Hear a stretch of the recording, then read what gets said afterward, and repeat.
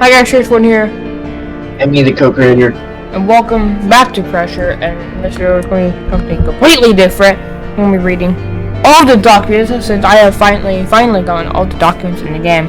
So we're going to be doing that. As you can see, we got achievements, and then scroll down to challenges. And there's this document, yeah. I'm also recording Finding Frankie, so you will get that soon because I am actually a good way to the game. Yeah, okay. Unlock almost all documents require depth. You do not need to unlock rare documents. But I've gotten every document, so fuck you guys. Also, we're also gonna probably disable HQ. Actually, it becomes an annoyance, so I'll disable him. But so we're just gonna go ahead and go. Forget something? Oh. So the first section we got is monsters and hazards. View the documents of the threats you collected. If you collected. First one we get is Z13, the Saboteur. If I can zoom in, so we can read well. So It does seem like some of it is missing, but yeah, redacted, but you can't unredact. oh, whoa! Look at the guy though. Look. Yeah, okay, yeah, look. The Saboteur Sebastian Solis, 1 free in case ID. This is 1 free, 1 free, But wait, 4, 6, that's 3, 2. Sebastian. So That's that's what he Sebastian looks Solis as a human. like. So that's what he looks like. Yes. People want to fuck that thing though. I don't mean the human. I mean the You know, for some reason, I only just now saw that. I always thought this was like some kind of like raptor. I don't know. Like it was like I thought that the blue eye right there was like an eyeball or something. I'm not gonna lie. I kind of thought it was like a mechanical eyeball too. Yeah, but it turns out it's just him looking behind himself. No, the red eye is the red. The red eye is how you tell that. Oh, what? I think that blue thing's on his backpack. Yeah, I think it's like his backpack or something. I think it's like on it. It looks like it's on it. I don't know. Whatever. The Saboteur. Z13, new code name, the Saboteur, previous code name, Handyman, real name, Sebastian Solis, is to be killed on sight without hesitation. Z13 is incredibly dangerous. Caution is required if encountered. Despite his size, Z13 is incredibly nimble, allowing him to quickly outmaneuver and flank operatives. It should also be known that Z13 is currently in possession of a experimental portable scrambler, meaning that any that's what is on his back, I think. Meaning that any and all CCTV, radios, and other communications equipment will be rendered offline within it redacted start radius of his presence. Operatives must conduct a communications check with HQ every 5 minutes to ensure they are not within range of the scrambler. If HQ cannot be reached, operatives should remain on high alert for a possible ambush whilst attempting to He doesn't want you to know. He doesn't want you to know though, because he's redacting it himself. Meaning he's getting rid of this himself, meaning it's either they don't know or he doesn't want you to know how to get rid of it. So fun fact, if you die to Mr. Lope, which Mr. Lope is basically this game's glitch. This game's glitch from Doors, where of course if you get left behind from the group, you'll get Mr. Lope, which upon him jump scaring you will deal random amount of damage, and of course if the game breaks, you will also get Mr. Lope, and it'll skip you to the next room so you can get past the glitch. Though, if you die to Mr. Lope due to being fallen back behind, Sebastian Solis won't give you his document because Mr. Lope doesn't want him to give you his document, and you can actually see his eyes in the background. Mr. Lope's eyes in the background. Mr. Lope is a Mr. Lope is the green business guy. I do think he is an actual normal. Well, was a normal dude because that sounds like a normal name, Mr. Lope. Yeah. After feeling the effects of anesthesia, Z13 pretended to succumb and woke up unguarded during transport. He killed elite guardsman redacted, acquiring his high clearance keycard, and proceeded to release as many monsters as possible from their containment cells, causing a site-wide lockdown. So I'm not gonna lie, I think they should make a game like before. Either as you play as the monsters or you play as the guards having to deal with Sebastian. That would be fucking crazy. Just the first half of the document already explains so much on how the game came to be. Because this end section reveals that Sebastian was the one to release all the monsters that we encountered in the game, like Eiffel Station, Angler, and all of them. Because he wanted to escape and he caused as much chaos as he could to try to, but he didn't. Meaning something kept him here. Okay. Before stealing and reconfiguring the experimental scrambler, CCTV captures Z13 trading stolen items for research findings from EXRP expedition party members. His exact motivation remained unknown, but encrypted radio broadcast to encrypted radio broadcast to Innovation Inc., Blogstop, Deluxe Labs, and Pinewood suggest he is gathering confidential urban trade information to leverage a way out with a rival organization. So that's why he has shit, because he's trying to get out of here, but also trying to reveal what this place did. So he's trying to basically reveal what they're doing here. He already explains a lot. Although uncertain if he continues to trade with incoming parties, it is highly probable. Z13 was brought in as a LRR in 2013 after he was found guilty of 9 counts of murder and was sentenced to death by electric chair. He's quickly swooped up by Urban Shade. A fake execution report was published, and Z13 was officially declared dead. In early 2015... He was a killer. So that's why he's so off the rails. Like, he's willing to just kill people. Because if you piss him off, he's gonna kill you. Oh yeah, you flash him twice. He's not hesitating. Because he gets irritable easily. And he, probably has some anger issues, so he just kills you because you pissed him off. In early 2015, Z13 was selected to be part of an experiment to give humans gills. Using DNA strands from a blue whale, redacted, a sea snake... That doesn't make sense. Blue whales don't have fucking gills. They hold their breath the entire time. Don't question it. A sea snake, a great white shark, a mutated anglerfish, a silver spiny fish, and a mantis shrimp. Whilst the experimentation was a success and DJ... Oh shit! Luckily he did not inherit a lot of shit from the mantis shrimp, because you know what could have happened if he was in the water with a mantis shrimp, shit like that? They could legit generate heat in the water. If they flick one of their hinges, they flick so fast it can cause heat and can break some glass. With this. Okay, whilst the experimentation was a success and Z13 gained the ability to breathe underwater, the obvious visual and bodily side effects left much to be desired. These side effects were quickly ironed out and refined on future test subjects, and the guild procedure was quickly applied to all the guardsmen working at the black site. The initial periods following the experimentation are the optimal times to reverse physical side effects, but this was not deemed necessary for Z13 due to his LRP status. His monstrous appearance, characteristics, and abilities led to him classification as Z13. After this experiment, seeing no further use for him in human testing, Z13 was assigned to underwater equipment maintenance.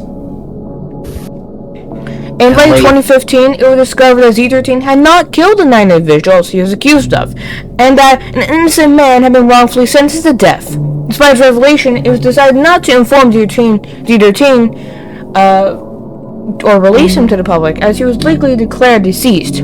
At this stage, reversing mutation was no longer feasible, as the opportunity to do so had long passed. However, his rank was changed to MRP, providing him with better living conditions and access to recreational programs available to MRPs. Under no circumstances can Z13 be allowed to leave the black site alive. If any operative encounters Z13, they must abandon their previous objectives and, as Mr. Shade himself stated, shred their mags until their trigger finger bleeds. It's not a mag! It is not a mag! Oh wait, no, it is a mag. Sorry, I got confused. People usually call them clips, but they're mags, like magazine. Yeah. If these documents are shown to unauthorized personnel, you'll be put up for demotion, and any cover fees will be sent to your relatives. So, also, he has this document, meaning he knows that he was wrongfully sent to death. Meaning, Sebastian, right up here looking at us, knows that he was wrongfully sent to death. Yep. Okay, that already reveals so much about Sebastian. Like, a lot. Yeah, and I'm just gonna say, one, that means someone out there is killing people. without actually without, meaning someone discovered that Sebastian was not the one that actually did the killing, but did not, they didn't capture the dude that actually did the killing as that he was accused of. Yeah, that's actually kind of sad backstory. That he was sentenced to death by electric chair. Yeah, but they swooped him up because they knew. It's like SCP Foundation kind of thing. They take prisoners because they're good at testing. And they basically just use them as a guinea pig. They use them as a lab rat. They test something for them. Next, are you done with Sebastian? Or the saboteur? And I'm just gonna say, meaning there is a period of time when they could have fixed him, but they decided not to because they thought he was a killer, but when they figured out he wasn't a killer, it was already too late. But, meaning he's not actually Z13, he technically isn't because they changed it. But they didn't inform Sebastian that he was wrongfully executed. The MRP or whatever that is, that's like his rank or whatever. Z13 is his code name. Yeah, but no, I'm just gonna say this. Also, meaning he's probably mad now that they lied to him and that they didn't release him or that they could have changed him back but didn't. So he probably was pissed at them, meaning that's probably why he wants to kill them so badly. It's because he's pissed that they didn't change him back when they had the chance and figured out and didn't tell him that he was wrongfully sentenced to death and that they found out who did it. Because he knew himself he didn't kill them, because obviously he knew he didn't kill those people. So to him, he was wrongfully sent to death, thought he was going to be electrocuted, but instead turned into that. Yeah. Crazy. Next we got Z283, the Angler. And also, it is weird. How does that walk on land? Also, highlighted things, so meaning. Yep, highlight stuff does not exactly mean that it's important to lore, but more to gameplay. Keep it seriously. Angler, pictures of some cool angler stuff, whatever. Z283, codename. What? It looks like he's hiding in the picture. Look, he's literally over in the corner in one of them. I think he's hiding, like a hunter. Yeah. Z283, codename Angler, was originally found at the bottom of the Van Zone during the initial expedition and excavation for the Hedge of Black site, which we'll get to the Van Zone later. The Van Zone has an entire document to itself. The creature is composed of a cloud of black and dark blue smoke. Within the smoke, a face can be observed in the shape of a stereotypical deep-sea anglerfish. No matter which angle Z283 is observed at, the face will always face the observer, even observed from multiple angles at once. Each person reported that they were seeing the face in the smoke. This also happens for any type of camera equipment. What happens is as of yet unknown and will likely never be explained. So he's not even like an anglerfish, he's a frog. So that might not even what angler looks like. He could just look like something completely else, but that's what he shows. Meaning he could actually look different, but no one could ever know. Z283 is incredibly fast, but is also partially blind. Because of this, Z283 is constantly emitting an incredibly loud scream that used to echolocate for its surroundings. During the initial capture, operatives discovered that even if the initial icon is made from afar, getting out of sight before it reaches your location will have it simply pass by you. Same thing can't be said if line of sight isn't broken before it reaches you, in which case its echo will bounce off you and it will move in for the kill. Well, basically he's blind, and that's why a locker works, because he can't see you in the locker because you're in the locker, so he just thinks you're a locker. Yep, okay. But he's using echolocation like a bat. Yeah, because he's blind. Because he's blind. It is currently unknown how exactly Z283 kills its victims, as all it has to do is simply move through a living being and they instantly drop dead. Post-death anatomy of victims shows the cause of death as neurotrauma upon contact. It is currently theorized that when Z283 kills something, it absorbs all the neuron signals from the body, leaving nothing but a corpse with no bodily harm behind. Again, you can only see the face. Also, that's horrifying to think about. Like, you're just relaxing, and then Sebastian released him, and you hear a loud scream right behind you. Yeah, then this all the neurons from your body's absorbed and dead. Yeah. That's actually a sick way to. Well, no, it's not a cool way to die, but I mean, like, it sounds sick. Horrifying. It's horrifying. Yeah, it's horrifying. But also, it sounds sick. Meaning he could be sucking the nerves out of your body. Again, because we don't actually know what he looks like. That's what he shows it looks like. Because it only shows the face, but meaning in the fog it could be a horrifying eldritch being. Yeah. In the fog. For some reason that can't be fully explained yet, Z283 sends out weak disruptive electrical signals, like an EMP pulse of sorts. The range of the pulse doesn't have an exact measure yet, but the radius is rather wide. Said pulse disrupts all unsecured electronic devices connected to the black site's power grid, causing them to short circuit or malfunction. Z283 also has a shorter and more powerful disruption signal that is strong enough to outright break or destroy any set unsecured electronics. The range of this pulse is much shorter, measuring at about redacted by redacted studs. In the event the Z283 breaches containment, personnel should note that the pulse it emits disrupts the black site's lights, causing them to flicker if near. You can also tell that it's on its way from its ear-piercing scream. If this happens, personnel should look for a place to hide before its arrival. Once Z283 has passed through the area, it should be that it will leave the room shrouded in darkness. It will likely take a while for the emergency light system to kick in, so personnel should look for light sources such as flashlights and or lanterns to help them through the dark rooms that Z283 leaves behind in its warpath. Yeah, because it messes with technology, so probably the EMP. Scream that's getting louder, it's probably literally breaking the glass. You know, like those like cartoons show like someone going oh, and it like breaks the glass. Oh yeah. Yeah, I think that's why, because he's shaking it so violently. Because one, it's a specific kind of glass that does that, but it's because it's like everything has like a vibration point. So he's vibrating the light so quickly. One, it's messing with the electronics, but two, because the closer he's getting, the more violently he's shaking the light. So it's literally probably breaking. Okay. Edidum. After the recent Black Site lockdown, 4 of what can only be described as Z283 variants were spotted roaming the Black Site on the CCTV. There's a gray, pink, it's purple, brown, and green variant referred to as Z283 Blitz, Z283 Pinky, Z283 Frogger, and Z283 Chainsmoker. The origin of these so-called variants are currently unknown. Further study is needed once the Black Site lockdown has been dealt with.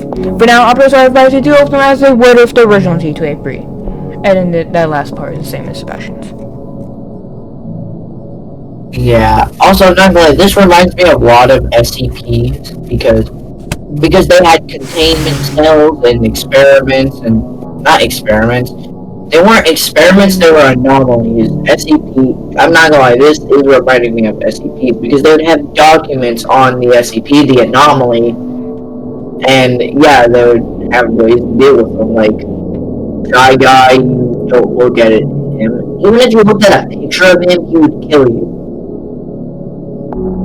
But yeah, meaning, one, I'm not gonna lie, it could be babies, or it could mean that there's an entire species of angler. It's kind of horrifying to think about. But there could be an entire species of them, because again, to them, they just randomly popped up. But also, meaning, we do not actually know what the species looks like, we're just seeing what it shows. Like, maybe like an illusion or like a butterfly kind of thing. Where that's what it shows on the outside, but on the inside, you don't know what it looks like. Because, like, you know, like the wings, like the things that show like a predator's face to scare? predators away. Yeah, I do. It could be doing like that sort of thing to scare things away, to make them horrified because they see that in the darkness. Okay, well, next we got Z367 Pandemonium. From what I know, this document might actually be non-canon because the creator of this game, Zeal's friend made this document, not himself. So there's a good chance that this is non-canon, but I'm still going to read it for the heck of it. So it could still be canon, though. Well, some of it, maybe. Anyways, yeah, so this is Pandemonium. You could have told them the basis of the canon, and then just told them to not explicitly say what the canon is. We're kind of past that. Okay, so just normal photos. I like the first one. The first one's kind of creepy. Well, besides that one was taken by it trying to break out. Looks like it's trying to break out, or that it was he was opening the door, but trying to also probably keep it as at bay. Okay. Pandemonium. Z367, codename Pandemonium, was originally discovered submerged near a thermal vent within the van zone during the initial excavation of the Hadrian Black site. According to molecular data received from confidential analysis, Z367's body is structurally similar to decomposing organic tissue and synthetic polymers. Chemically alike to plastic trace elements of various man-made metals. All attempts to classify the All attempts to classify the cellular anatomy of Z367's flesh have ended in negative results, as Z367 shows no observable signs of life. Its body remains in a perpetual state of decomposition by some unknown mechanism.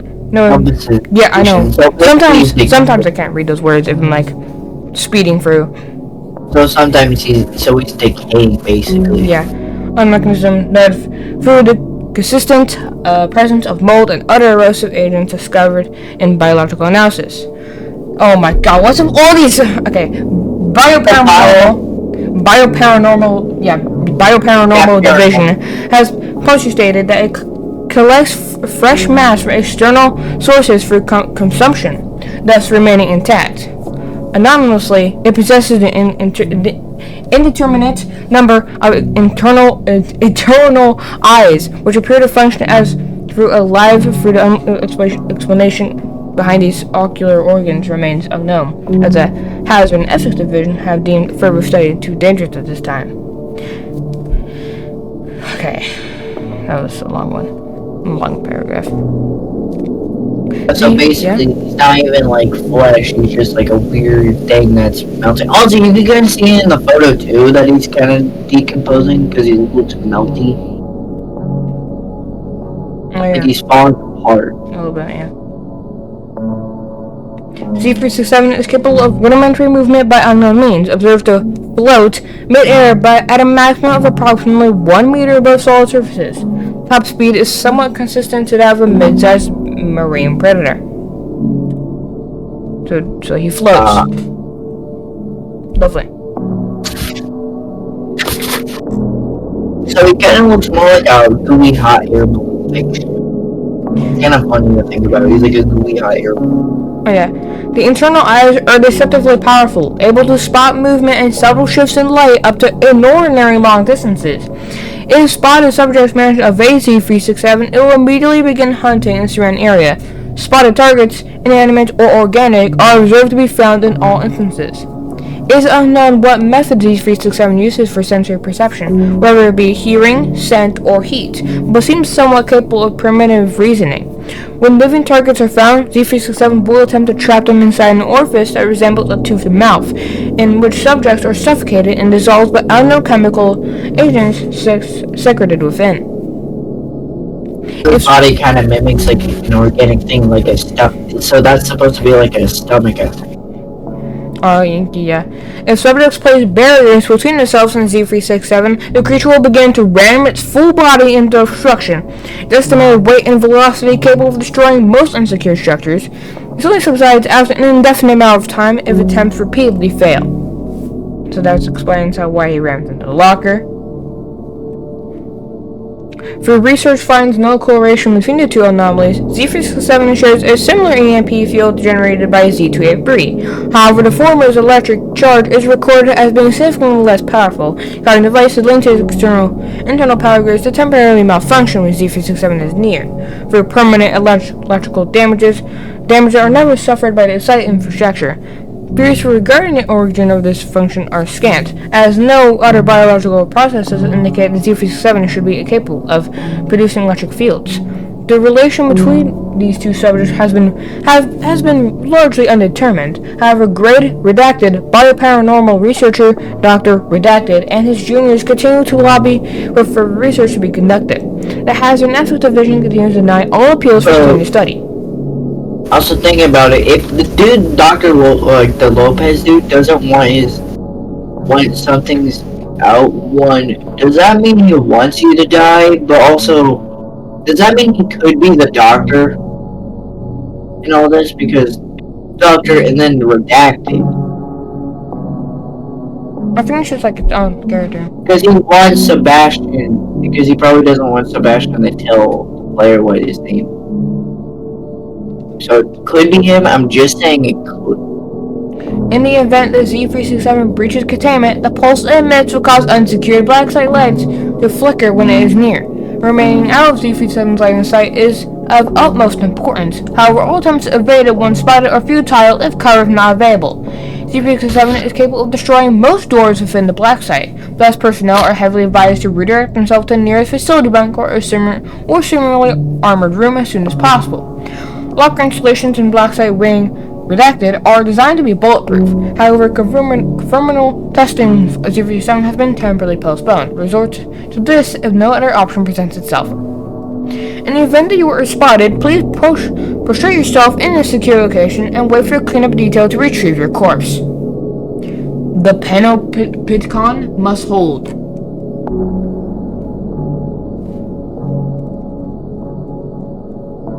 Okay, well that was interesting.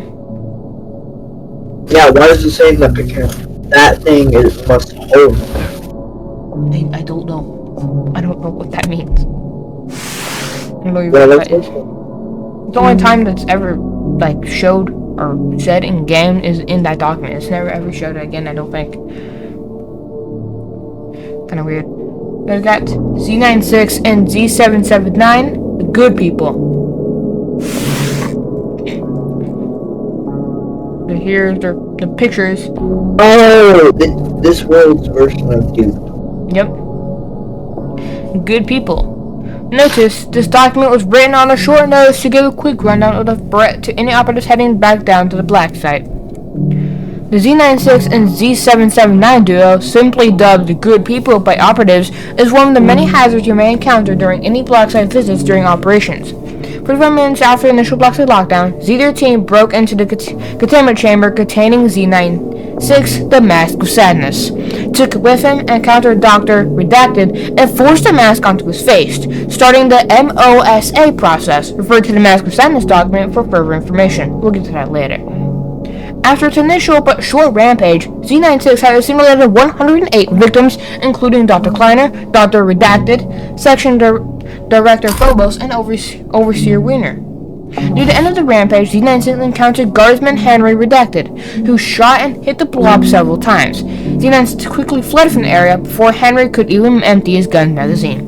After the encounter, Z96 hunkered down in an empty room and started to properly digest his mask. He has not tried to do another direct confrontation since then.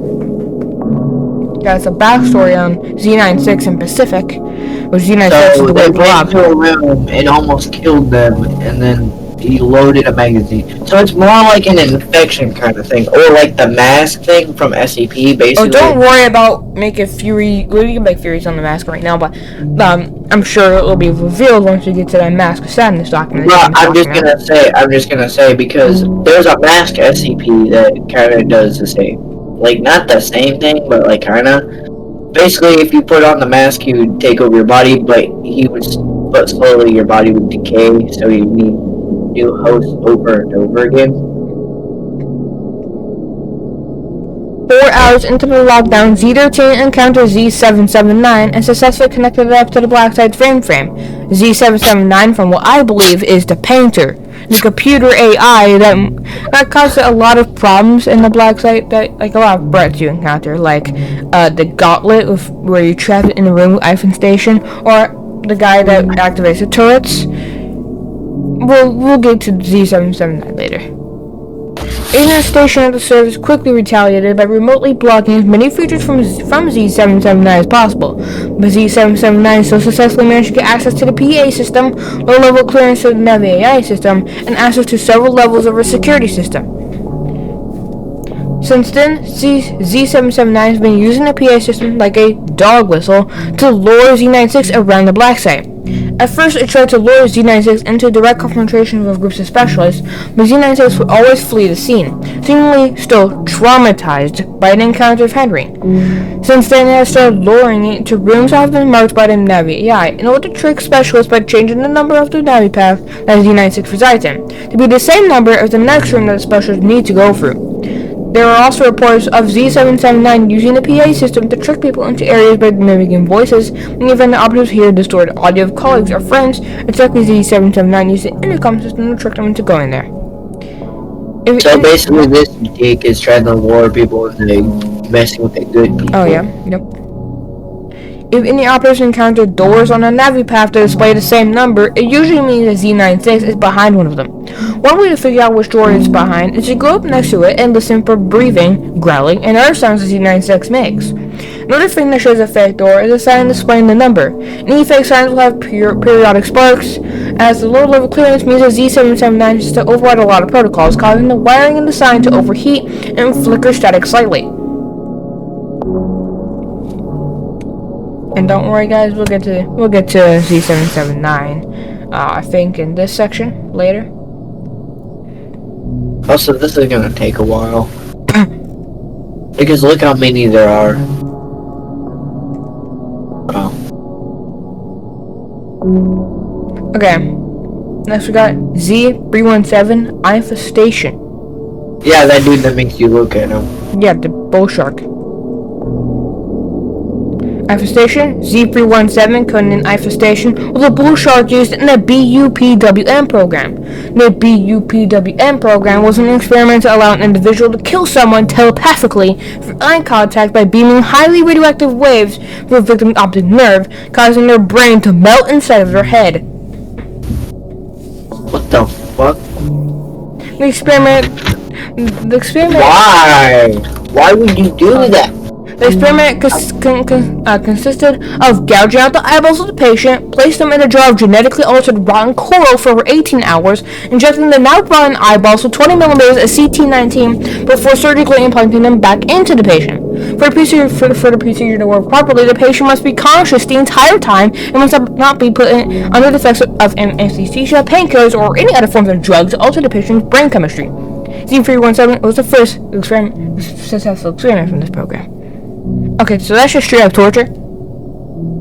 So they basically tried to make it where they could do that. What I'm like worried about is that they had to rip out their eyes while they were conscious. Because they couldn't be asleep or wait. I think they also did that with eye infestation. Yeah, they did it with eye infestation. Also, he has several eyes. And if they all do it, that's gonna... I mean, they had to do it soon. While experiments on Z317 worked, the side effects were considered unacceptable. The obvious problem was the ludicrous amount of new eyes on the body's exterior, as well as the interior. An X-ray showed that the entirety of its insides was infested with eyes, all moving. Another side effect was all the eyes would become neon green and have a circular pupil replaced with that of an X. So its intestines are filled with eyes. So he can see his own gut. So he can see inside his own thing. And it turns neon green and it shines a light. So he could legit see inside his own intestine. Does that mean he could also see inside his balls and shit like that too? Like he could see inside his own dick too. So he could be like, what the fuck? What am I looking? That is so weird. Like imagine you grew eyes inside your stomach. You'd be like, what the I'm looking at my lower intestine. It's so weird. Yeah, because remember, it being really weird looking make everything look really weird. Oh yeah. Like how you like close one of your eyes, or like your eyes are looking at something else that like looks weird. Oh. It'd probably look like that. You'd probably be able to see the outside, but also the inside at the exact same time.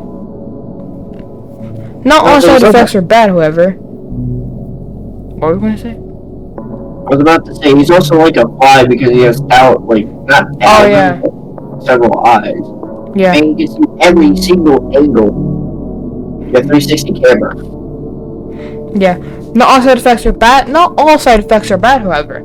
An unaccountable side effect is that Z317 can telepathically force someone to look at it, eye contact or not. However, it's a weak pull that can be fought back by the victim, and it becomes incredibly obvious for the victim to know that they're in its gaze. Still, this side effect is considered to be acceptable. Agents in field have been advised to try and use the pole or leave an emergency when trying to exterminate a target.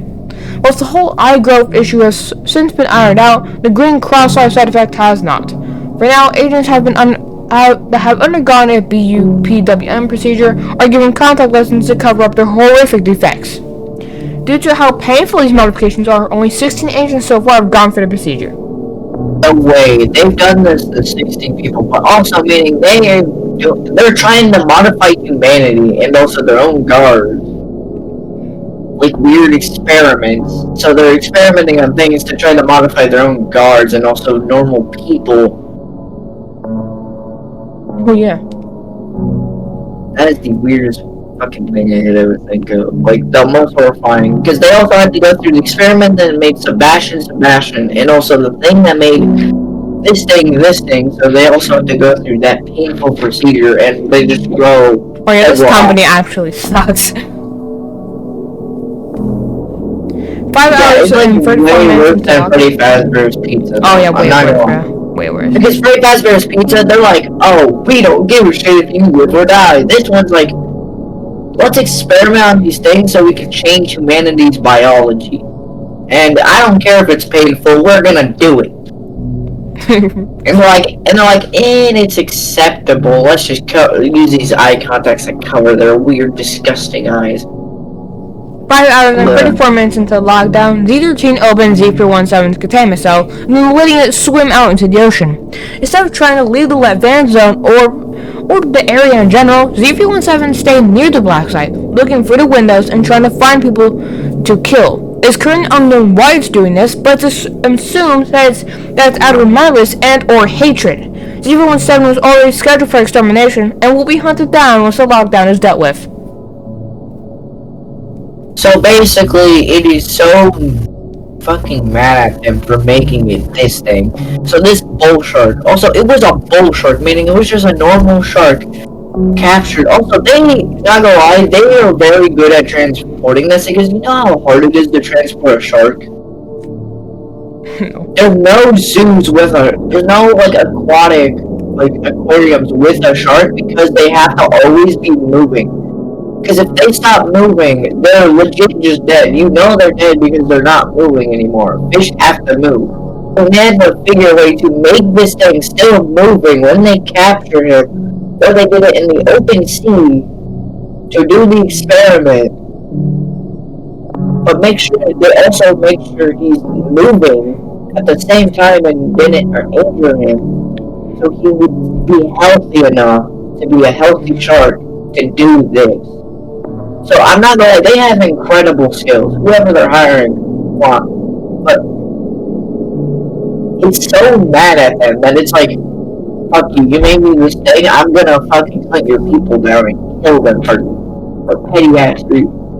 Like, I'd probably do that too, I'm not gonna lie, I'd probably be like, fuck you dude.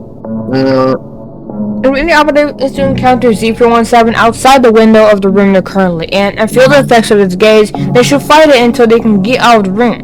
Z417 will normally try to attack in areas with lots of open space for itself and free of our smart minds. When Z417 finds a window with victims inside, it will stay at that window until it kills the victim or the victim somehow manages to make its way through the room, after which Z417 leaves in search of new prey.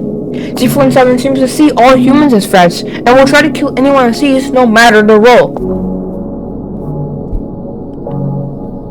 Addendum. And an as of yet side effects have been discovered. Personnel that have since returned to the surface have reported that after Z417 has spotted them, a voice in their head was telling them to look directly into Z417's eyes. Reported voices trying to persuade them include relatives, loved ones, HQ, high-ranking officers, and co-workers. Do not listen. Also, that would have been a cool mechanic if you could hear someone's, like, your friend's voice say... Yeah, no, in the game, there's like a rare chance that the game, like that infestation will play play like HQ voice lines in your head, like, trying to convince you. No, that would have been cool if they could like hear your voice, and like they would mimic the player's voice, so it'd go like your friend. So if you were playing with someone, it would like mimic your friend's voice and just cut audio to make it say, look, it's so. It's kind of weird. Like creepy ass lines too. So it'd be like a YouTube group basically. They would cut lines and try to make it fit their script. Because I think there are monsters in horror games like that, but also that one had explanations for it. But it was funny that it's just angry. It's just like, fuck you, dude. I'm gonna kill everyone that works for you because fuck you. You're an asshole. It's fair enough. I would also be pissed if they had to cut open my eyes while I was awake, put something inside my head, put my eyes back into my head. Yeah. Just for me to kill people with my mind. Like, it's not even that good of a power, even though, like, it doesn't even really do anything, too. So why would you want humanity to have that power? Like, why? I don't know. Like, it makes it worse for killers, because killers can just look at their victims. They can just open their eyes and go, I looked at you, haha. And bam, if it works, they're dead. Okay. Squiddles. Notice there have not been given an official designation for the species, as they were only captured and transported to the Black Site 2 days before the lockdown. The species have been given an unofficial designation, SQ. SQ, codenamed Squiddles, is an as of yet unknown species. They were discovered on the redacted G-class cargo ship after they had been broadcasted a distress signal in the middle of the night in the general area of the Van Zone. After the rescue ships failed to respond, and with no storms or hurricanes that could have been disrupted the rescue op, ambushed operatives were soon after sent to investigate, in case it was an as of yet unreported containment breach, or a creature from the Van Zone has suddenly made the surface. When operatives boarded the ships, they found that the power was out. The majority of the crew were dead, and there were only a handful of drivers left. They also found an estimated 600 SQ instances. They were abandoned in the containers and taken to the Black Site for documentation. The redacted and the rescue ships were sunk, and the survivors were executed, and the cover-up story was saying that they were lost, and then none of the storm was given to the public. So they also do all this work to come up with a story for reasons why people were gone, but they killed them. They executed the survivors. Why? SQ instances like, were they other people? Were they just normal fishermen just going, I don't know. let me just fish here? What the fuck is that thing? I gotta tell the public then. You fucking dog! And just like kill them? Because I don't know why. SQ instances can only be described as purely dark humanoid-looking squids. Whilst they have a human head and torso shape, they don't have any arms where arms should be, and they have tentacles in place of legs. SQ instances have the ability to manifest themselves wherever they want, as long as they're horrifying. That's horrifying if you actually think about it, because they're like a human-looking thing, except probably more like figure. If you just alter it to make it look like their arms have been chopped, like a human's arm's been chopped off, and like stabbing out of the bottom. Bam. Beautiful. Give me money. SQ instances have the ability to manifest themselves wherever they want, as long as there are no light sources of any kind illuminating the area. If an SQ instance is in a dark room and the lights turn on, it will instantly demanifest from said room and remanifest in the closest fully dark area. SQs are normally docile, simply floating below the ground, minding its own business. They only become aggressive when someone uses a light source of any kind and shine it at the instance for a short period of time. The person when the light source doesn't turn said light source off or doesn't point the light source away, the instance will attack the wielder. They will also attack if stood near for too long. After a few seconds, they'll attack as if they were shining light at them. Normally, this won't kill the individual unless they are already somewhat wounded. So that's why they're just not really fans of the light, so they try to get you to stop as soon as possible, so they kind of just hit you. Just make you stop, but they're powerful enough to kill you if they hit you if you're already wounded. So if two of them hit you, you're dead. After G13 what? That's actually kind of powerful if you think about it, because it says if you're already wounded, they're strong enough that they hit you twice to kill you.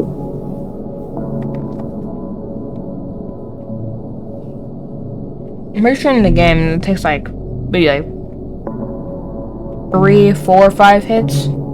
That's still a lot, because it's still a little, because it would probably take a while for someone to punch someone to death. But for them, they can just go 1, 2, 3, 4. Oh god, no, they're dead.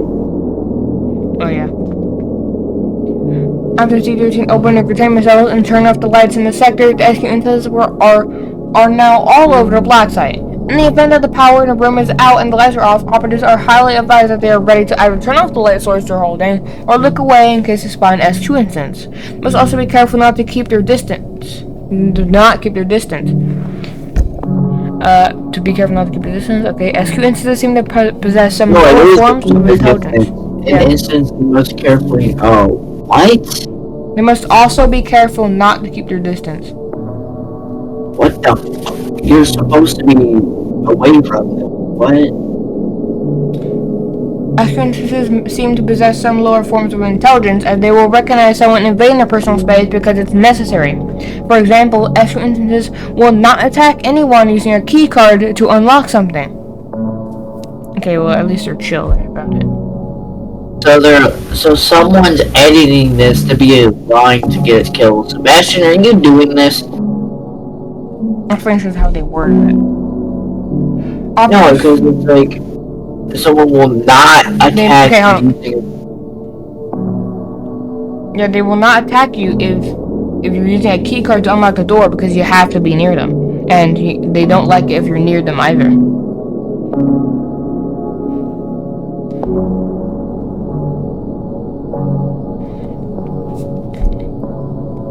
Operatives who get a glimpse of an SQ instance notice that their head will change appearance. It's speculated that the SQ species tries to conjure up what they think is scary as a defense mechanism. Imagine you show it also that means you could show it something like horror, and it would probably mimic it if it thinks that people would be scared of it. It's also, they can change their face too. That's kind of weird. They could just go change face. Imagine you see a creepy bald man's head in the darkness. Bro, this is not creepy, think about it. It might scare you because you think someone's being a little creep. Also, I'm not gonna lie. You know the good people on their thing. It looks way more horrifying than it is in the game, because I thought there was a dragon. That looked like a dragon to me, because this nose, and then except it didn't have any wings. I don't know why. I just wanted to say that. ZV06 or ZV06. Puddles of void mass. These are the guys that hide in the lockers. Puddles of void mass. ZV06, aka puddles from the void mass, are clumps of sentient puddle spawns from V0, referred to the vacuolar void mass document for further information. 1 hour and 26 minutes of the lockdown protocol, Z13 disabled the anti-digression evaporation field inside its cell and opened the containment doors. Immediately, ZV0 started spawning ZV01 through 05 instances, as well as this new instance, ZV06.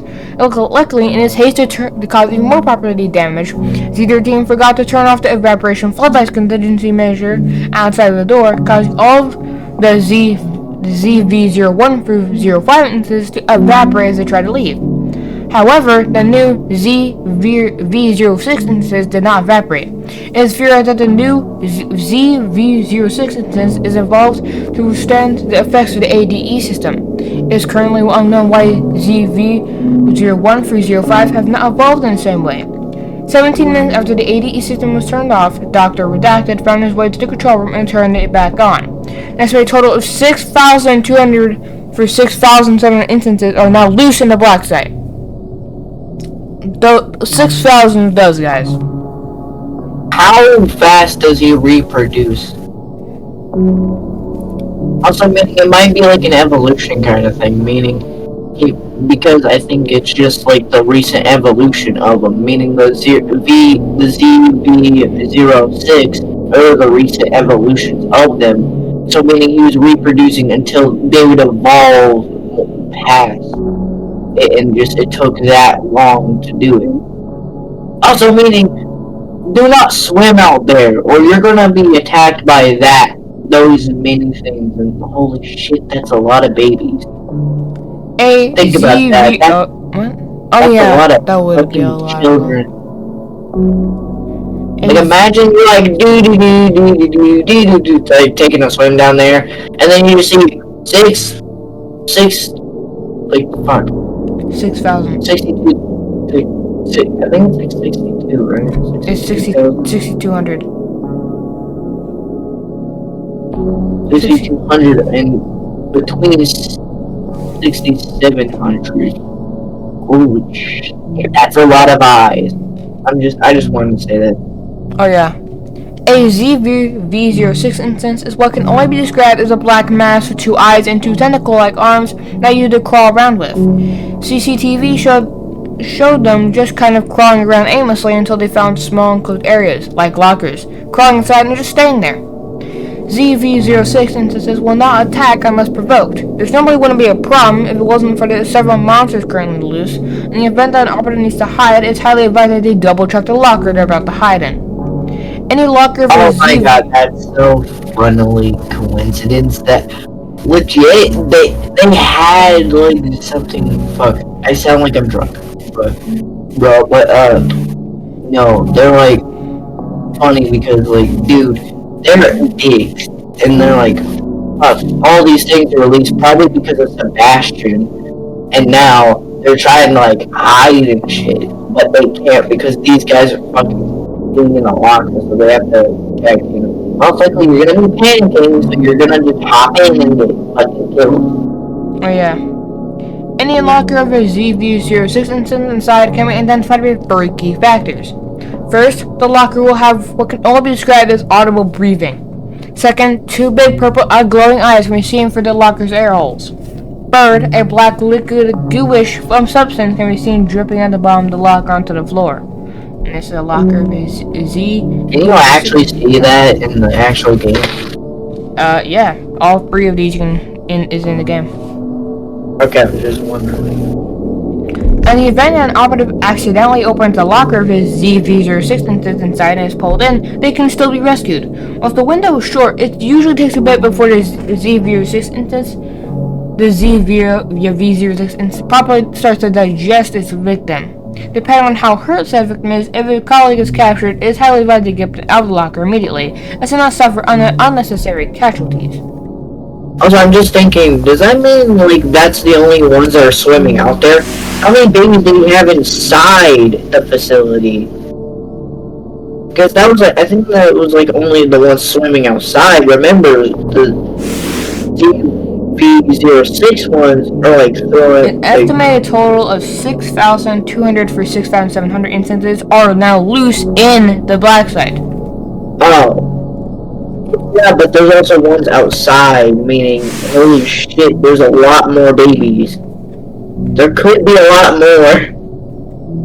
Okay, next we got Z90 wall dwellers. Wall Oh, dwellers. you can get a diagram of them. We'll get that later. D90, codenamed wall dwellers, is a species of armless humanoids with a layer of dry wall covering their frontal bodies. They were originally discovered in the abandoned, redacted office complex, Los Angeles, after a group of 4 online influencers who had gone in to vandalize the property were all reported missing. 2 police officers from the local department were sent to investigate and reported finding human holes in the walls, as well as meeting an armless wooden human, which was enough to scare them off and have them call for backup. Urban Shade operatives were soon sent to investigate and discover the Z90 species.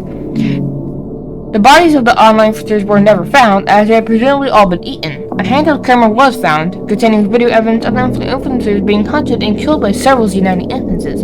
These recordings were destroyed at the request of operative redacted, not because they contained any confidential information, but simply because the personalities in the recordings were super obnoxious and incredibly annoying.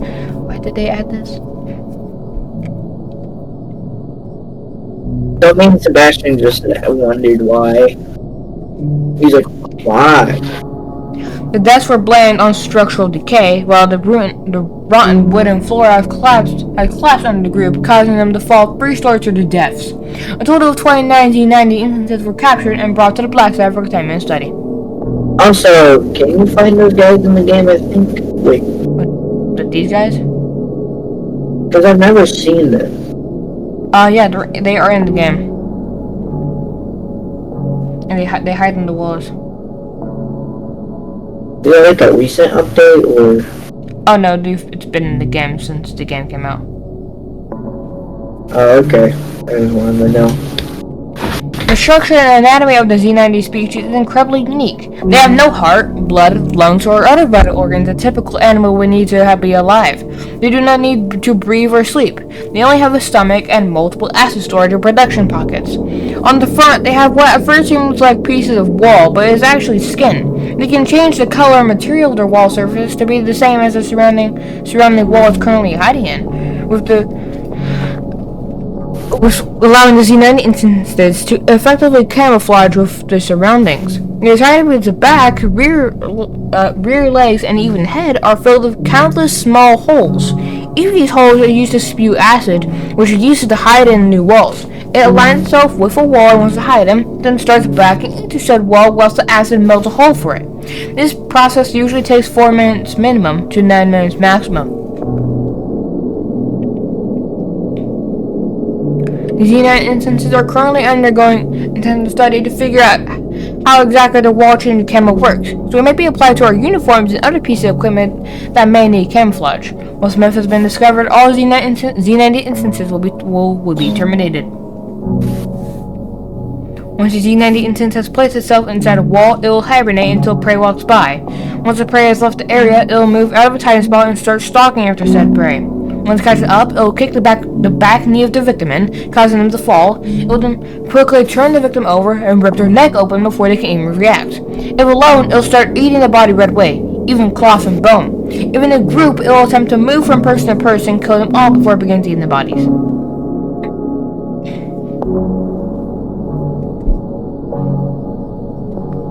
Should any amount of Z90 instances breach containment, personnel must remain on high alert. If they hear subtle footsteps behind them, they should quickly turn around. While dangerous, Z90 cannot attack without the animal's surprise and will attempt to flee when spotted. Notably, certain Z90 instances will sometimes find retreat, luring the victim into a false sense of security. Then, once out of sight, they'll run back, hoping to catch the victims off guard. So they're like a predator, like a normal predator, though. Well, besides that they can spew acid on the wall, because all predators do that, like tigers, they kind of need the element of surprise to get their prey. That only makes sense. Okay, next. D227 Redeemer.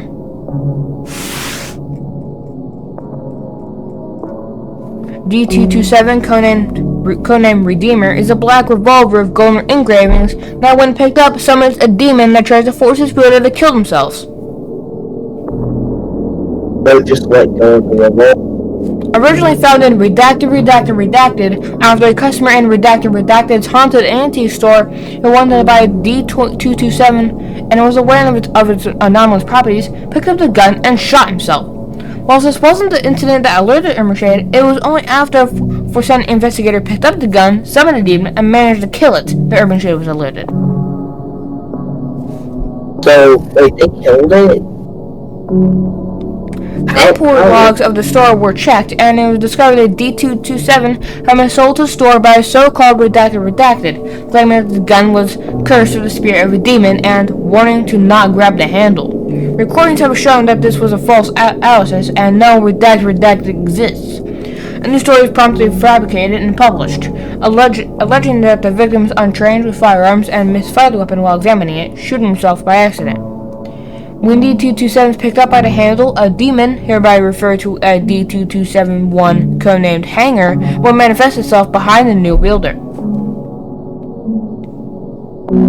D2271 takes on the appearance of a black humanoid woman with red eyes, hanging by a chain noose, and carrying a combat knife. Her body is full of oversized razor blades, knives, and spikes protruding from her torso. Her lower extremity is missing, with metal chains carrying where her intestines should be.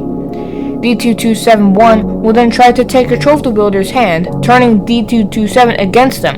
This manifests in the form of an urge by the wielder, an urge that can be overcome with determination by taking control back of one's hand, aim, and fire D227 instead. Getting shot by D227 will temporarily kill D2271, leaving her hanging.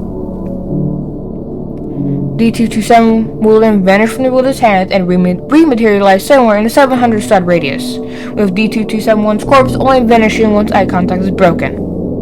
If it takes too long for the wielder to start either shooting themselves or D227 will flow over to them and start stabbing them to death.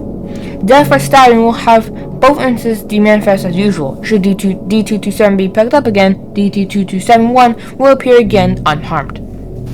Should the wielder fall to overcome the urge, D2271 will force the wielder to aim the gun at the temple and pull the trigger. Once D227 has been fired and the wielder is dead, D227 will dematerialize as usual, and D2271 will vanish from into thin air until D227 is picked up again. Whilst visible to all, D271 cannot be interacted with, shot, or harmed by outside forces. If anyone attempts to approach D227 without carrying D227, she will attempt to stab them with her knife. D227 has been allocated to be used in the individual contractual assassinations. Once a hit is placed on a target, D227 is planted where the target is guaranteed to be, usually in plain sight, like on a kitchen table or their bed. The target will then try to remove the weapon from the area, causing D227 to manifest and force them to kill themselves. An undercover Ermenshade investigation officer and then tasked with finding and retrieving the remanifested D227 somewhere in the area. Once found, D227 is brought back to the black site. Before the plan is enacted, however, Ermenshade will contact the intended victim, offering him a contract to become a member of the private security coverage plan. Most of the time, the target will ignore this offer, as they usually don't think they need protection. Here's where D227 comes into play. Should the target manage to kill D2271, they will most likely be incredibly paranoid and will then contact Ermenshade to sign up to ensure their safety. Compared to the payout of the hit, the long-term monetary gain from these contracts is worth tenfold. Should they sign up, the original party who placed the hit will be hunted down to tie up loose ends. Should the living target still not want to sign the contract, they will be taken out by more traditional means. Oh, so that is, not gonna lie, that's kind of fucked up to think about it. They're literally making people buy insurance is like kind of what they're thinking, is saying. Oh yeah. They're kind of making them buy like security by basically hunting them down if they do not buy it. And if they do get it, then they'll be like, oh, this person was the one that tried to get them to kill, so we're gonna hunt the person that gave us this person's number in the first place. So, yeah, so they'll kill anyone, basically. They're fucking assholes, I'm sorry, they're assholes. Yeah, that's just urban shade for you. Anti-personal door Like, they're stopper. evil. FNAF is like evil, boy. It's some people inside it. It's not like the entire company is just evil. Like, Anti-personal door urban stopper. shade is just evil. Yeah, it is. Yeah, they are. The Anti-Personal Door Stopper, APD, is the official Urban Shade issue tripwire. Developed by the Hadriel Division, the APD was designed to both be compact enough that an Infiltration Division bunker unit class kit can carry up to 3 per mission, and be able to effectively hold choke points as well as to act as entry denial. The explosive power of the APD is filled with approximately 1.2 thousand 3.4 small stud corroded steel balls and is outfitted with an auxiliary 750 gram explosive device. Connected to the explosive part of the device is the main power source and control unit, allowing planters to toggle between different preset settings on the APD's targeting system. Warning, trajectory of shrapnel is set to 30 degrees downwards, intended to aim towards the feet. This will result in minimal injury to enemy, and is usually used to keep would-be intruding civilians out of private property. Injure. Trajectory of shrapnel is set to 15 degrees downwards. Instead intending to aim towards the femur and knee, attempting to pierce and shatter bone in order to permanently incapacitate the enemy. Guillotine?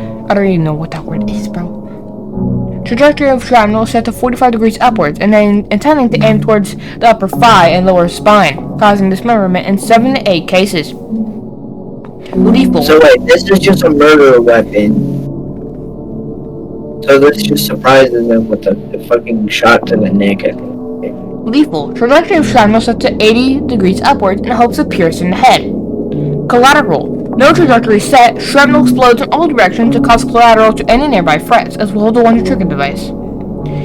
Each APD is equipped with small LEDs intended to light up when it detects the presence of a tag exclusive to Urban Shade issued clothing in order to reduce friendly fire during field use and to facilitate the disarming and retrieval of active APDs once field operations were completed. Unfortunately, for the sake of compactness, the laser does not act on the same logic that built-in LEDs. If an operative were to trip the APD's laser, it would still detonate in spite of their tagged clothing. While the APD would still seriously injure the employee, every piece of Urban Shade issued clothing contained a thin layer of Kevlar and carbon which should prevent long-term injury.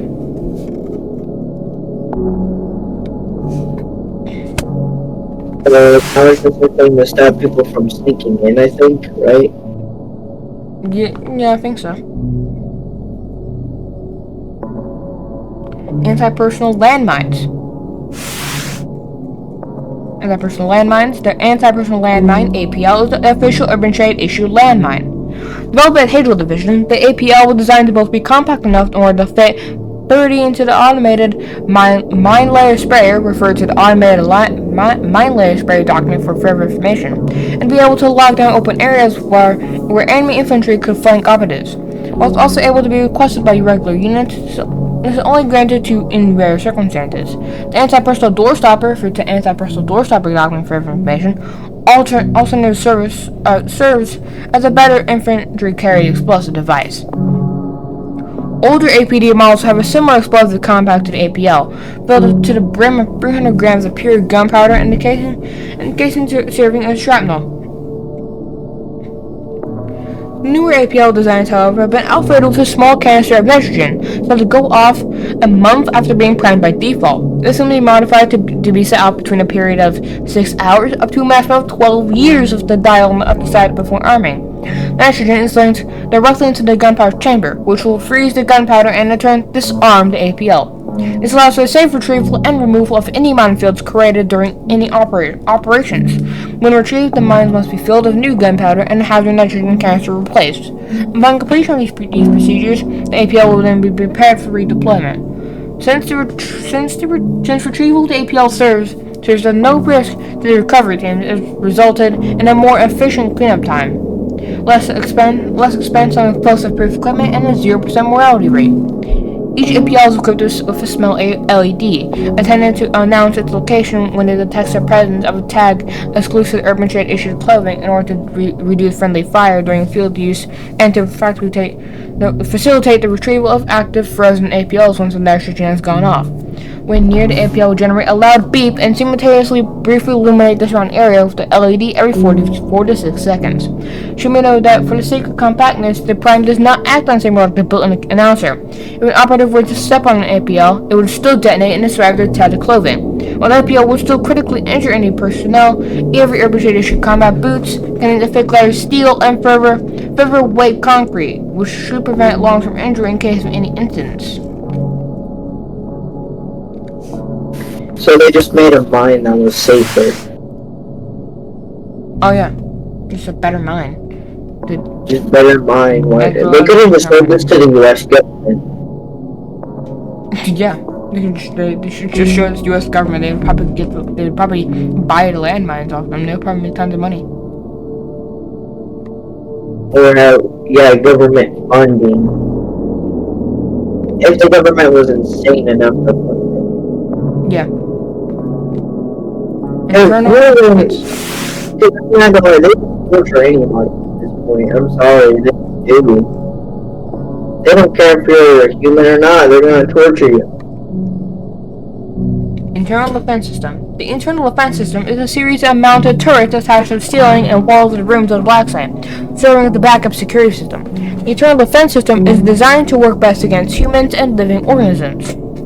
Outfitted with laser targeting, a body scanner, and a spotlight, an automatic reload system, and controlled by the Navi AI, each turret diligently scans its designated area for possible threats. Possible threats. Urban Shade employees, MRP, and LRP should not have to worry as the body scanner will automatically scan its whitelist record. However, the MRP and LRP have not been informed of this, as the constant fear of being gunned down by turret firemen has proved great in keeping them compliant. So they're using fear tactics to keep them in place. With 70.56 x 45 small stud rounds of ammo per magazine, each turret has the ability to deal catastrophic damage to humans and creatures alike.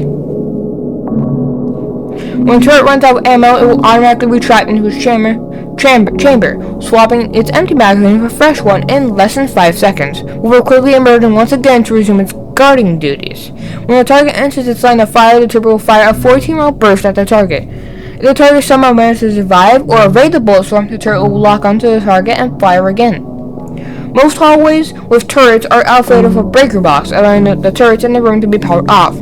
These boxes are usually left unmarked and should remain closed at all times so that no possible escapes could possibly shut the turrets off before they'd be filled with lead. For maximum efficiency, the turrets have been scattered at seemingly random points across the black site, meaning no intruders or prisoners could be predict where the turrets would be stationed. The turrets are somehow hijacked by the enemy and begin to target its own. Personnel are advised to stay clear of turreted areas. Should they for some reason have to navigate through a turreted area, personnel should try to create cover using available furniture. Note that all lockers within the black site are bulletproof, so personnel should hide inside their locker until the turret is disabled or brought back under urban hand control. Also, not gonna lie, they could have made it, I don't know, they didn't tell, the main rule of the game is that you're here to collect documents, but why the fuck did they not tell you that there was monsters, and also a turret? Like, when you got there, so one, you couldn't come back, but two, that you would at least know what the fuck you're dealing with so you don't die and waste money. Because I know they're trying to torture people, but at least be not wasting money, stupid. Because it wastes money. Oh yeah. Think about it, they're wasting their own money not killing us. Because they're wasting bullets and also us.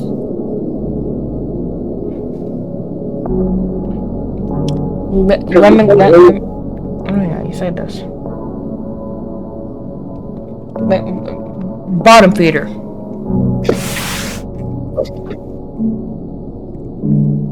Bottom feeder. The Lamley species dubbed the bottom feeders by personnel is a species of oversized slugs with blood possessing paralytic properties. So basically, I think it can paralyze people, right? Yeah. Discovered during the initial expedition and excavation of the Hydroblack site, the Lemurese species were considered a non-threat and were left undisturbed. No Z classification had been given at this time due to being considered wild animals. The Lemurese species gets its name after its primary feeding mechanism. The creature will purposely raise its tail as bait to make it seem like easy pickings for predatory fish. When spotted, the Lemurese will let the fish bite its tail off. Upon contact with the Lemurese paralyzing tissue, neurotoxin similar in structure to animals actually do use that. Neurotoxin is an actual thing that even a fucking fish has that you can't see in the rock on shores. A neurotoxin basically, I think it like attacks your nervous system, I think, right? So, like it attacks your nervous system, I think even like the brain. So, and also it'd be very painful sometimes, so. Botulinum prevents the release of... What's all these long words, bro? I'm not even trying to say that word. Causing muscle paralysis in their victim will start rooting itself inside for the fish's... Oh, wait, no. Hold on. Whoops. Paralysis in their victim and rendering it immobile. Once paralyzed, the Lemurese will start rooting itself inside through the fish's mouth into the rest of its innards. The Lemurese will then naturally grow its flesh around the teeth of the fish, anchoring itself in place of in its host cavity. So it basically grows with every victim it kills, I think. It would expand. So I think it expands. So it's like a new shell. Yeah. It's using dead fish as a shell. Also, you know how painful neurotoxin can be? No. Well, one. This one might not even be neurotoxin. It could just be the tiny silicone thing, but the pain can last even fucking years. That some people have killed themselves because of an Australian plant. Legit. A girl accidentally used it and said she had birth 4 times. She said it was more painful than childbirth.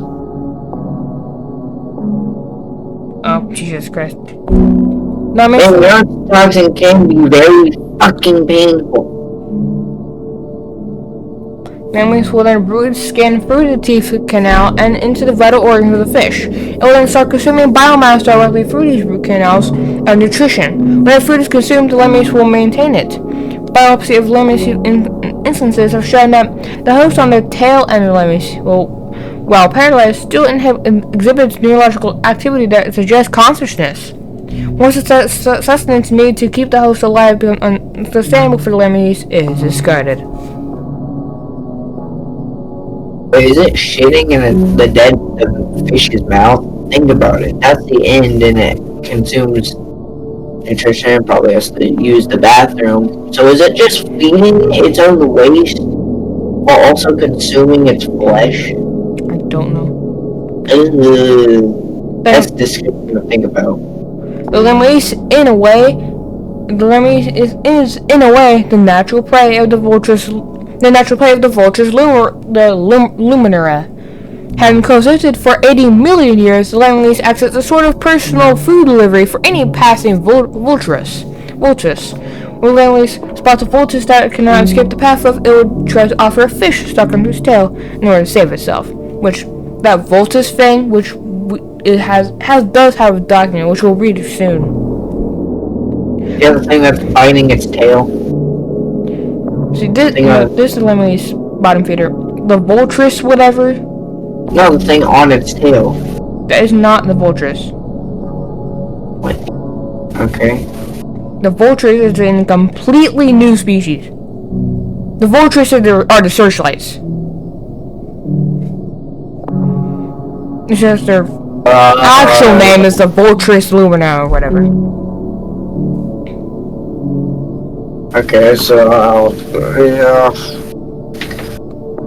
The Lemurese is not to be considered a threat to the divers, as they cannot swim upward. Should a diver wearing a tongue vest be walking across the trench and encounter a Lemurese, they should remain calm, striking an intimidating pose and stand their ground. Most of the time, the Lemurese will be intimidated and slither away. In the event the Lemurese tries to attack anyway, the diver should be ready to fight it off when they try to grab them. and should quickly realize they cannot penetrate the heavy plates and slither away. In the very unlikely event that personnel without time to suit find themselves against the elimination on the ocean floor, they should try and make their way to a ledge that cannot reach. If this is not possible, they should evade from attack by letting it charge, then stepping away from its path. So yeah, the Vulturous or whatever, is this. This is him. The searchlight. So they eat the Laminus. Yeah, they would, but the Laminus, like, they offer the fish on their tail to this so that this doesn't kill them. That's actually not really smart for a fucking slug. Thinking about it, because like that's actually really smart that they offer their shell as food so they don't die. I love these things, are weirdly intelligent. Z17, the Divine. Also, man, there's more of that thing. I don't like that. Divine. Z17, codenamed the Divine, is a species of humanoid people mainly made out of vines and other plant-based materials. The Z17 species is the main oxygen supplier of the black site, being allowed to live in small grassy pens located in the oxygen garden sub-area. Z17 instances inhale CO2 and exhale CO2 at a rate much greater than regular trees, making them perfect for oxygen production. Several employees also remarked that the air quality produced by the Z17 instances seemed to be of much better quality than the normal plants, as employees returned to service remarked that it felt worse to breathe. Discovered in 1979 in the Amazon forest after a small branch of a logging company had reported that they had found vines in the shape of people, urban state operatives were sent to check the phenomenon and found an estimated 320 Z17 instances. That's a lot. As many Z17 instances as possible were taken back to the black site. The logging workers were executed, and the area of the forest was set ablaze to burn and kill any Z17 instances that were left behind. Story that a sudden forest fire had entrapped and killed the workers was given to the public. Or did they kill everybody? I'm not gonna lie. It's not like SCP Foundation. The SCP Foundation, they don't kill everyone. They kill the D class, but normal people that see things, that make them forget. They literally use a thing to like make them forget what they saw, so people don't know what anomalies are. But these guys, they should have just go, you know what an anomaly, you know what these things are, we're gonna kill you.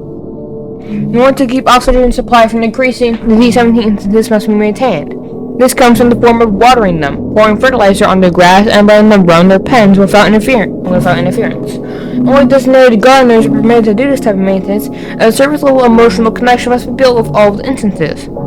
It is of utmost importance that the Z17 instances are kept maintained at all times, as if they were to wither and die, it would mean that the black site would go without vital oxygen.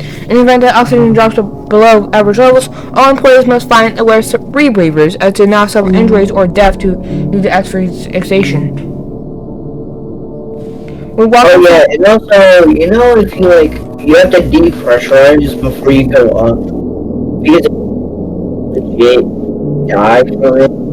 So people try to do stuff like that, because I think it can even kind of make it explodey. I think. Yeah, you have to depressurize before you go above the water because the pressure is different. And yeah, there's literally chambers for it, and if you go up too quickly, if you have to get in there really quickly, or you will die. Yeah, okay. When walking through the oxygen gardens, it's mandatory that you stay on the path at all times and avoid trespassing on the lawns or grass without permission. Z17 instances will sometimes become aggressive if their garden plots are invaded by individuals that they aren't familiar with, and invading their spaces as someone they do not recognize will sometimes cause Z17 instances to attack the perpetrator. Yeah, I've never actually seen them attack. I think I have seen them, never actually attack. Yeah, it's because they were in the game since the beginning, I think, but their mechanic was not added yet. Their mechanic was only recently added, so they do attack now. So they used to not attack you, but now they do. Yeah. Z5661 Candle Brutes. Candle Brew. Z5661, codenamed Candle Brutes, are larger, bulkier, and more hateful versions of Z566. Discovered in 2024 during the annual Redacted Graveyard event in eastern Scotland after an EXRP expedition party sent to shut it down fell into the lower levels of the graveyard's catacombs. After being brought back to base for a debrief, they mentioned the graveyard's decorated statues in lower levels becoming aggressive and chasing them for the crypt. Operatives were sent to investigate and found the living statues in the lower crypt. They discovered that the 3 larger candle barrier monuments located on the graveyard plot were sentient as well, and were sent to the black site for containment and study. Each individual Z5661 instance is identical in terms of appearance and behavior. Nicknamed Candle Brutes, playing off their similar counterpart, each monument measures around 35 steps tall. In terms of appearance by size and height, Z5661 is identical to Z566, except for its innards. Instead of deconstructing one of the monuments, an ultrasound was performed. It revealed that compared to its similar counterpart, Z5661 6 non-functional hearts instead of just one. Non-functional to its hearts instead of just one. As Z566, their inclusion is believed to be for oculate reasons, with extra hearts added to fuel the behemoth. So the bigger it is, the more hearts it has. Yeah, because it needs to pump more blood through the body. But they're not functional, so it's weird. Z5661 instances cannot move whilst large amounts of light are cast upon them, natural or artificial. Unlike Z566, small handheld light sources are not sufficient to fully freeze Z5661 instances. However, they do still slow them down. Testing has shown that when light touches an instance's skin, the stone particles harden to prevent light from passing through any small cracks, as light seems to burn it. During the test, a Z566 instance was put under a spotlight, and a part of its upper chest was struck with a pickaxe, exposing its blood veins. After being exposed to the light for 36 minutes, the exposed vein burst into flames. After 2 minutes of burning, the fire stopped. Once the light was turned off again, the instance remained inanimate and was declared dead. It is to be presumed that should a Z561 instance be put through the same experiment with more light, it too would burn. Z566 instances are normally dormant and are not hostile to humans. The same cannot be said about Z5661, however. Whether or not a lesser is present, Z5661 will always try to chase, attack, and bludgeon any human to death with their rock arm.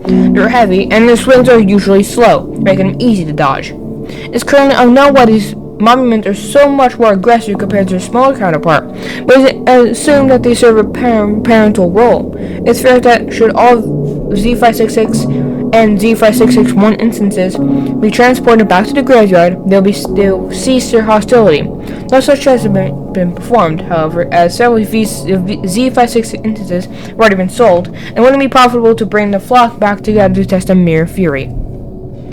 Should a Z5661 be slowed by an individual for too long, seemingly out of annoyance, it will snap out of its slowed state, becoming extremely agitated, lighting its head candle with a blue flame. While in this state, Z5661 is not able to be slowed and chases the light bearer at faster speeds than before. After a short while, this effect wears off, and the instance can be slowed once again. This only seems to happen if it's slowed by an individual, rather than with fixed light sources. The 3 Z5661 instances have been deemed of no momentary value, and are now being kept in storage until a method of successful frontline battle is discovered. So basically, they're like the parents. So I think I'm gonna have a theory that it's like a weird birth kind of thing. Like they can kind of create the Z5666 ones, and that they'll eventually turn into Z5661. Is my theory, but also meaning that the reason why they slow down is because it burns. Yeah, so they harden so that the light can't get into their body, in their inner body. I mean, if they can't harden, it'll kill them. They're basically like a vampire if they could have a shell, basically. Yes. And meaning their bodies can't really move. Also, meaning the reason why they're like gargoyles is because they're hardening because of the sun. And that they don't move the entire day because the sun hurts them. Voltus Lumina. Searchlights. I'm not gonna lie, is that why people think gargoyles exist in this world? Because of those guys? I don't know. Is that? Maybe. I don't know. The Vulturus lumina species, dubbed searchlights by personnel, is a species of whale-sized organisms found exclusively in the Villa Van Zone. They are speculated to have been around for 80 million years, as proven by skeletal remains found throughout the trench. An autopsy has shown that it's related to echinoderms, I have no idea how you say that, which just goes to show how much has evolved over the years. No C classification has been given due to them simply being considered wild animals. I'm gonna look up what that is. Echinoderm guy. So I'm just gonna look up.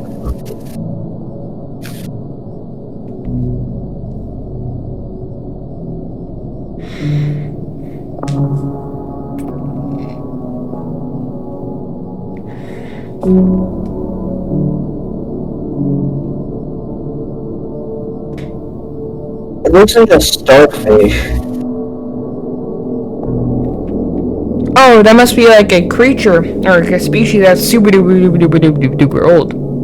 No, there's like echinoderms, visual dictionary.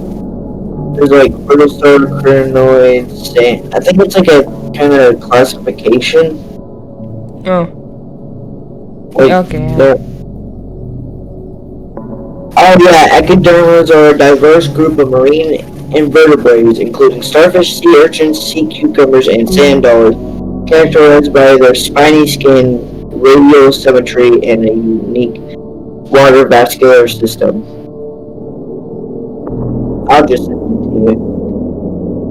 Okay. What that means later. So that's what they mean by that. Okay. I just wanted to clear that up. Average vultus has 4 eyes located on its stomach, and in between said eyes is a large gaping mouth with many rows of teeth. On the top front of its body is a heavily armored shell. On the back is what can only be described as a spike cluster. On its rear it has 2 fins and a long tail that is used for movement and stabilization. An estimated 350 vultures are currently alive in the Van Zone. What the? We could have met that many of them if we really wanted to. If we could see that many of them. Oh yeah, 350 of those guys. The Vulturus lumina species gets its name after its hunting technique. The 4 aforementioned eyes have bright beams of light illuminating from them, and they use those beams to scour the seafloor, looking for food. Once prey has been spotted by one of its eyes, what can only be described as a harpoon, will shoot out the mouth at the prey, impaling it and pulling it into its maw. And some animals actually do that in real life. I think there actually is a one that can just do that, shoot like a little harpoon-like thing. There's also a kind of jellyfish that does that, except it has like a venom inside. Neurotoxin inside it. Okay. That's actually weird, but whatever. When hostile sea life attempts to attack a vulture's instance, they usually try to attack its top. When a critter realizes that the shell can't be penetrated, and spikes only harm it, they try to either swim away or swim underneath the belly to try and find a weak spot, which results in the fish immediately getting harpooned, after which it's promptly eaten. In the event that you were out diving near the seafloor and you encounter a wild searchlight, simply swimming above it or swimming out of the way should be enough. In the event that neither of these options are possible, the best thing to do is to try hide underneath or inside something as it swims by. Trying to maneuver underneath the lights as it passes overhead is not recommended, but it is advised to at least attempt it if there are no other options. There have been a few concerns regarding the lunar grav testing track and how a vulture almost swam inside once after a bulkhead was accidentally left open. After this little incident, the exterior bulkheads must now be checked to make sure they're closed properly.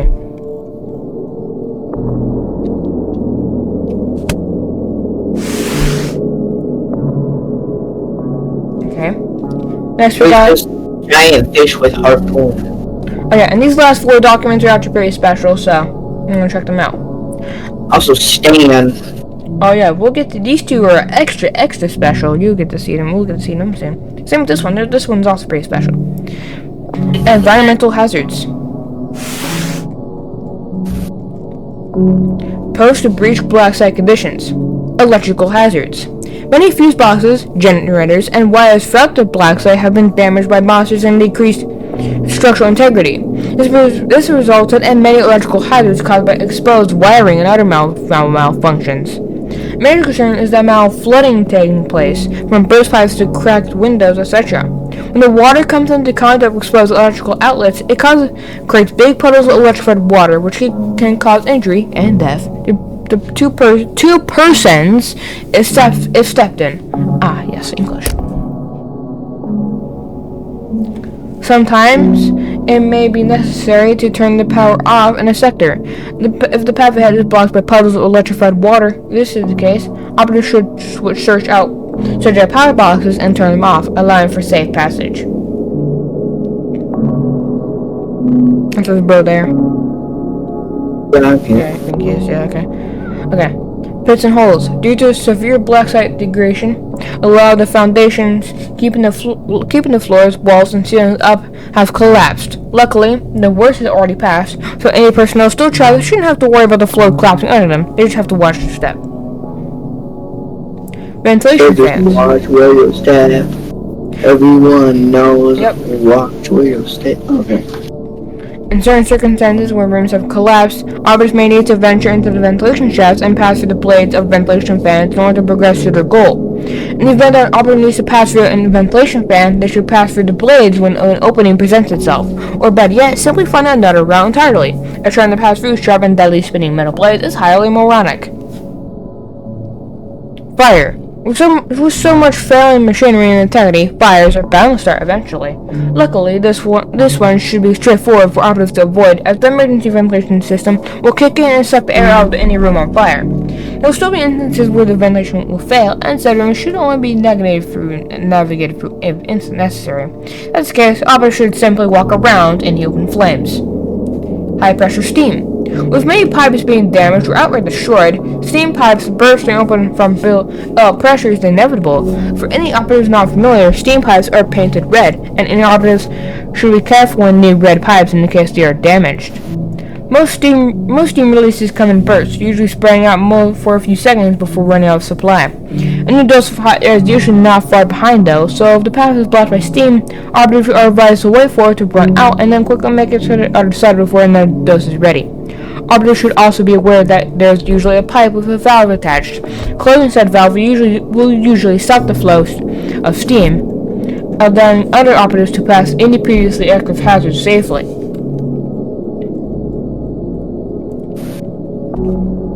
So that's just saying be careful around technology and stuff that... Now this one is actually pretty special. You'll see. Half the document is redacted, and you can't actually unredact it in the game. This just suggests that there might be more underwater hazards added to the game in the future. Underwater hazards. Parasites. The Let Van Zone fauna, simply dubbed parasites by personnel, are the main inhabitants of the trench. Parasites are small enough to be invisible to the naked eye, allowing them to blend in seamlessly with the darkness of the abyss. The parasites have adapted to the darkness, meaning they aren't used to light. Any amount of light, no matter how weak, is enough to burn them alive, so to speak. Because of this, you'll see paths traveled by divers being lit by green beacons.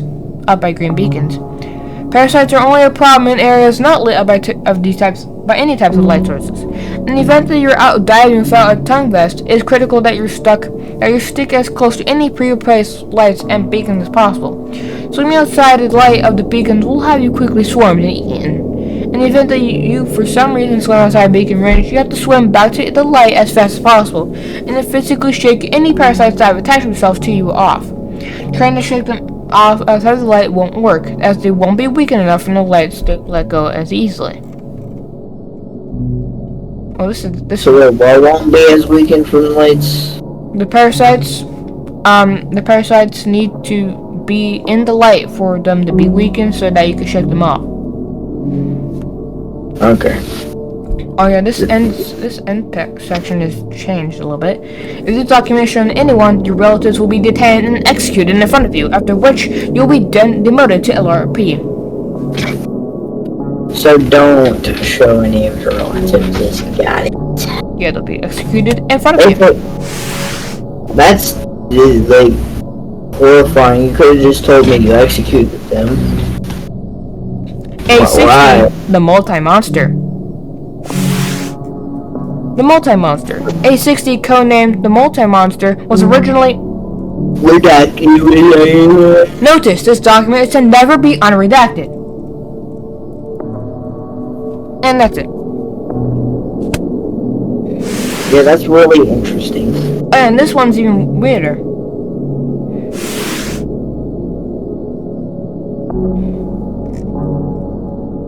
Eyes on him is what this says. So keep your eyes on him. Stop moving, I think is what that says. Yeah, stop. And then you should not. You're not better. You would not believe. Oh, you would not believe your eyes.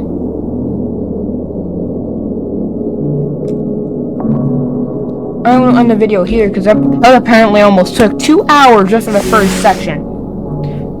But yeah, so there's gonna be parts. Yeah, there's gonna be part 2, part 3, and part 4. Part 3 and part 4 are gonna be very short since since this has 2 documents and this has 4 documents. This has like the same amount of documents as the other one. 1, 2, 3, 4. Oops, did not mean to go back here. Oh, hello. Hello. And then this has 1, 2, 3, 4, 5. So yeah, so the second part will have 1 less row of documents, but still quite a 5 times 4, I think, is like 20, I think, right? 1, 2, 3, 4.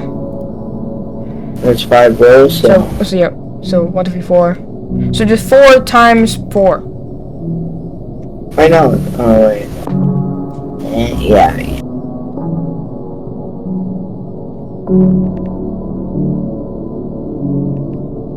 Which is 16, by the way. So you have 16 documents here, and then you count 5 though. So you counted 5, like 5 and 4. But... Okay, so this one has 5 rows. So 1, 2, 3, 4. 1, 2, so 3. that's 20. So that was 20, and then that one was 8. So that's 8. That's 20. That's I don't know how many, and especially like a couple. I don't know. Yeah. So end the video here. I think that's for watching. Make sure to like, Subscribe. kind of little instructions for filming right here. Bye bye.